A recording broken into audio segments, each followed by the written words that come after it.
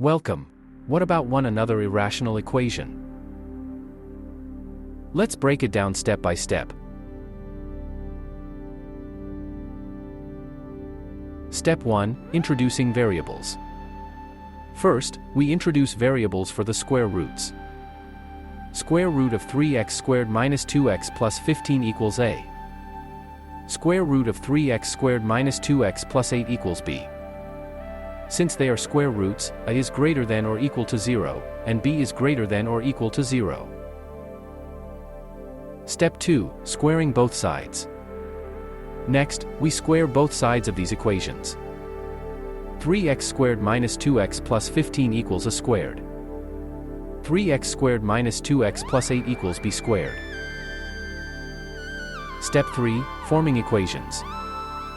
We know that a plus b equals 7.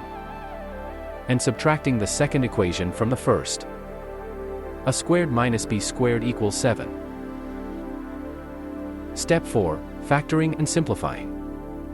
Using the difference of squares, we rewrite a squared minus b squared as a minus b times a plus b equals 7. Step 5. Solving for a and b. We now have two equations. A plus b equals 7. A minus b equals 1. Adding these two equations. 2a equals 8.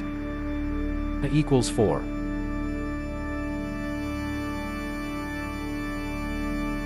Step 6. Solving for x. Substitute a back into the square root equation. Square root of 3x squared minus 2x plus 15 equals 4. Square both sides.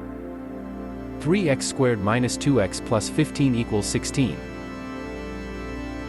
Simplify and solve the quadratic equation.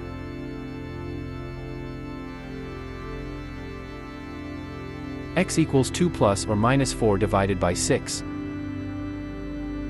This gives us two solutions. X equals 1 and x equals negative 1/3.